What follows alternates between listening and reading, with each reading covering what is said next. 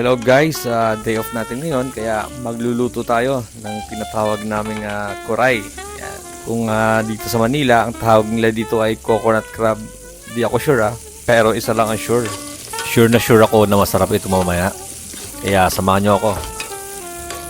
Masarapin pa natin lalo pagluluto nito. Let's go! Sa pagluluto, meron tayong mga kanya-kanyang diskarte. Kagaya nito. Iba rin yung diskarte ko sa pagluluto nitong kuray. Yan, nilagyan ko ng siling sigang at papaya. Itong lutong to, sarili kong recipe. Kumbaga doon sa ordinaryong pagluluto ng kuray na ini-steam lang or halabos lang, dinagdagan ko siya ng papaya, tanlad, siling sigang at dahon ng sili. Yan. Dahil syempre dito ako nasanay eh. Kumbaga, ito na yung alam ko ngayon na masarap. Yan. Yun lang ang sinisigurado ko rito.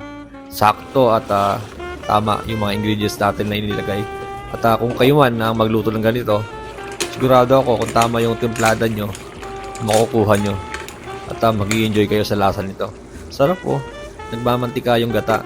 Yan. Isa yan sa mga inaabangan natin. Yan. Kapag may dumating na ganito galing probinsya, talagang sariwang-sariwa pa. Yan, matitikman natin. Fresh from the farm. Panalong lasa. Sarap. Parang ganito lang yan eh.